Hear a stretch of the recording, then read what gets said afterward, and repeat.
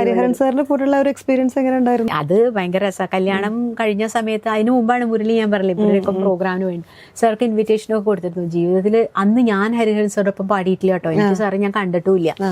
പക്ഷെ കല്യാണം കഴിഞ്ഞ് ഒരാഴ്ചക്കുള്ളിൽ 4 ദിവസമായിട്ട് കഴിഞ്ഞപ്പോൾ സാർക്കൊരു പ്രോഗ്രാം ഉണ്ടായിരുന്നു പാലക്കാട്. സാർ എന്നിട്ട് ഞങ്ങളെ വിളിച്ചു, ഇൻവൈറ്റ് ചെയ്തിട്ട് ഞാനും മുരളിയും കൂടെ എനിക്കിങ്ങനെ കോരിത്തിരിക്കാതെ ആലോചിക്കുമ്പോ ഇന്ദ്രപ്രസ്ഥയില് പാലക്കാട് അവിടെ ചെന്ന് ബ്രേക്ക്ഫാസ്റ്റ് സാറുടെ കൂടെ കഴിച്ച് സാർ ഞങ്ങൾക്ക് ഗിഫ്റ്റൊക്കെ തന്ന് ആ ബ്രേക്ക്ഫാസ്റ്റ് കഴിക്കുന്ന സമയം മുഴുവൻ ഞങ്ങൾ പറഞ്ഞ എല്ലാ പാട്ടുകളും പാടി തന്നിട്ട് എന്താ ഇനി ഒരു കല്യാണത്തിന് ഇതിലും വലിയൊരു ഇത് വേണ്ടത് നമുക്ക്.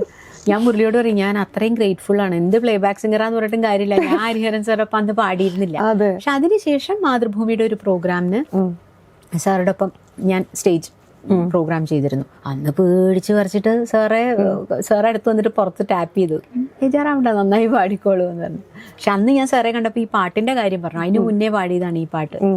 അപ്പൊ ഈ പാട്ട് വരാതെ സങ്കടം. നല്ല പാട്ടാണ് അതെ. അത് എല്ലാത്തിനും ഓരോ തലക്കോറി ഇട്ടെന്ന് പറഞ്ഞ പോലെയാണ്. നമ്മൾ നല്ലതായിട്ട് വിചാരിക്കണതൊന്നും അക്സെപ്റ്റ് ചെയ്യാൻ അതന്നെ.